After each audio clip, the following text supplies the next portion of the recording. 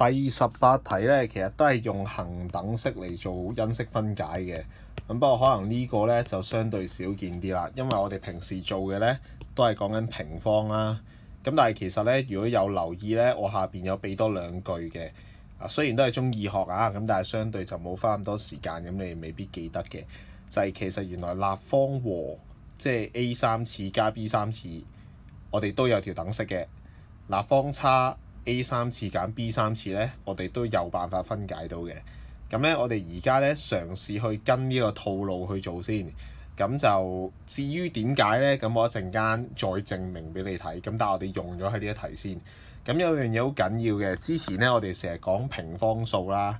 咁我哋而家咧，因為我哋要用到立方啊嘛，咁所以我哋想考慮下1嘅立方、2嘅立方、3嘅立方、4嘅立方、5嘅立方。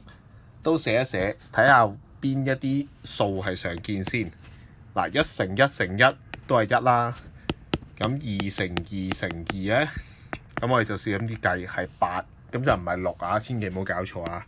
咁3乘3乘3咧，咁就係27，咁啊加得好快下嘅。4乘4乘4咧，即係16乘4，咁就出到64啦。5乘5乘5咧，就會出到125啊！咁你見到呢啲數咧，就都敏感少少啦。即係呢啲數咧，就係代表一啲三次方嘅寫法。咁喺呢度有個8啊嘛，係咪？咁所以好大機會咧，我哋可以將佢寫成乜嘢嘅3次，再加乜嘢嘅3次。呢個就我哋要做噶啦。咁同樣嘅邏輯啦，我哋就喺度諗啦。裏邊放乜嘢會出到 x 3次咧？咁咪放 x 咯。同樣道理啦，分母係乜嘢會出 x 3次咧？都係 x 啦。咁最後啦，分子出乜嘢嘅3次會出8咧？咁我哋就揾啦。原來2嘅3次係出8嘅，咁所以我就會放個2入去啦。咁所以咧，我可以咁樣寫而唔會改變到個數值，因為你唔可以轉咗做第二樣嘢噶嘛。2嘅3次咧，其實都係8嚟嘅，不過寫做咁嘅格式咁解啫。好啦，咁然之後咧，我哋就留意一下啦。呢一個咧，應該咧就係屬於乜嘢3次加乜嘢3次，咁即係個格式就應該係咁嘅樣嘅。咁所以咧，我哋為咗容易啲用到咧，我哋先準備咗好啲括弧先。根據條恒等式咧，就應該係乜嘢加乜嘢，跟住乜嘢減乜嘢加乜嘢，咁就放翻入去啦。第一樣嘢咧就放喺呢度啦。咁所以咧就係 x， 呢個係 x， 呢個係 x。咁第二樣嘢咧，2除以 x 咧就放喺呢度啦。2除以 x，2除以 x 嘅2次，留咗2次方。嗱，咁我哋就為之符合到要求啦。第一樣嘢加第二樣嘢，即係呢個括號啦。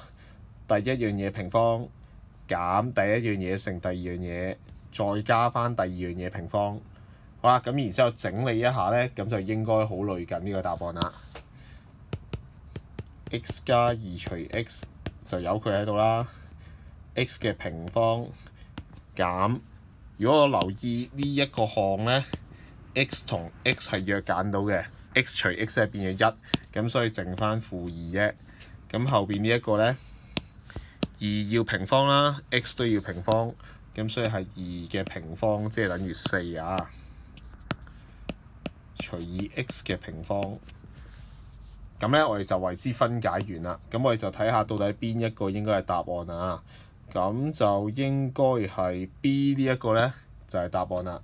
咁呢個就係應用，咁但係前提就係咧，你一定要記得 A 3次加 B 3次咧就係等於 A 加乜嘢減加減加，咁就係 A 同埋 B，A 2次減 AB 再加 B 2次。咁留意咧就係呢一度係冇2嘅，因為如果呢度係2AB 咧，咁我可以繼續分解落去。咁但係實際就係唔得，咁所以咧去到呢度就最盡啦。咁同樣道理咧 ，A 3次減 B 3次咧都應該係要背咗佢嘅。咁個符號就係減加加，我原則係得一個減嘅啫。咁就係 A 減 B，A 2次加 AB， 然之後再加 B 2次。咁呢個咧其實都要記嘅，雖然比較冷門一啲。好啦，咁喺解完呢條題目咧，咁應用裏邊咧，其實只要你善用一啲括號咧，就應該唔太難嘅，最緊要小心。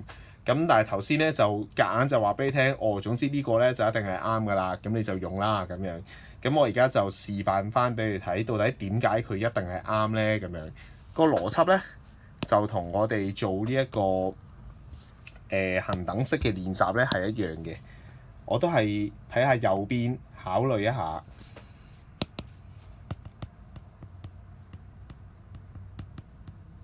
考慮下 a 加 b 乘以 a 二次減 ab 加 b 二次。啲數學家或者數學佬咧，咁就係成日做好多唔同組合啦。咁發現到有啲結果咧，原來簡化到嘅。咁我哋就記咗個結果咁解嘅啫。咁如果你問我點解佢會諗到專登做啲舊咁嘅嘢啊？咁即係人哋唔打機就日日做啲咁嘅嘢啊嘛。咁佢咪試到咯。咁所以咧拆呢個括號啦 ，a 乘乜嘢？正 b 又乘乜嘢？咁每一個都要乘翻 a 二次減 ab 加 b 二次，乘翻 a 二次減 ab， 然之後再加 b 二次。咁然之後咧就好小心拆下，每一個項都乘 a 減 a 二次 b， 然之後呢個咧就 ab 二次。咁呢個咧就加 a 二次 b， 排翻 a 喺先啊，咁就容易睇啲 ab 二次。再加 b 三次，好啦，咁我哋做到呢度咧，我哋就揾下有冇啲一啲同類項啦。咁我哋留意到咧，a 二次 b 同埋呢一個 a 二次 b 一正一負，咁所以加埋咧就唔見咗啦。同樣道理咧 ，a b 二次同埋 a b 二次咧都係會抵消咗嘅。咁所以剩低嘅嘢咧就淨係得 a 三次同埋 b 三次嘅啫。咁換言之咧，我哋就記咗個結果啦。所以咧 a 三次再加 b 三次咧，就一定係等於 a 加 b 乘以 a 二次減 ab， 然之後再加 b 二次。咁所以咧，你以後咧見到呢個格式，就代表你可以轉做呢個格式。反之咧，另一條式咧，其實都係差唔多嘅啫。你可以試下展開呢一個，我俾咗個答案你啦，就係咁嘅樣。咁你就展開佢，睇下到底係咪同呢個一樣。背咗佢最好嘅方法咧，始終都係靠自己去解釋翻出嚟，自己去證明幾次，咁慢慢就會記得㗎啦。